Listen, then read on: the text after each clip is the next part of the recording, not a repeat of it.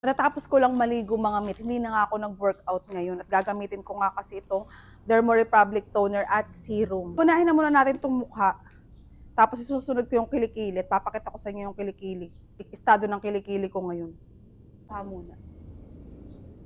Akala ko nung una matapang to, tapos matapang yung amoy, hindi pala.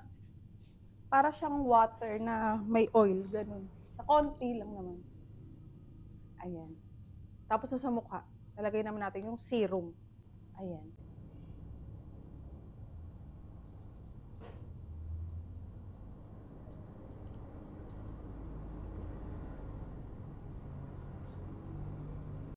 Ikalat natin hanggang liig. Batok. Diyos ko, ang batok. Ayan, for the exciting part mga mi, ito. Nakikita nyo ba yan? Kung nagsasalita lang talaga yung kilikili at singit ko mga mi, sasabihin talaga nila, wag puro workout, wag puro katawan yung inaayos. Kami rin, asikasuhin mo kami, kilikili mo kami. Huy. Yan ang estado ng kilikili ko mga mi, malapit nang mag-1 taon yung baby ko. Pero yung kilikili ko parang buntis ira pa rin. Kaya syempre, solusyonan na natin. Habang maaga pa.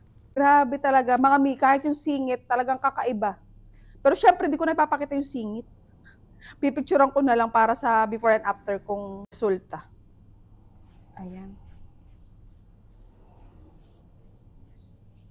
Day 1. Taray. Ayan, tingnan nyo yan.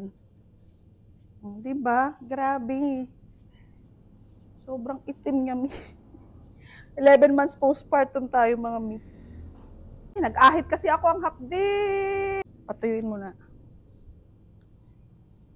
Next naman yung serum mga mi, iseseri ko talaga to para makita ko kung meron talagang nangyayari or nababago sa ating kilikili kasi sobrang itim niya talaga mga mi. Mag-ano ako, day 1, day 2.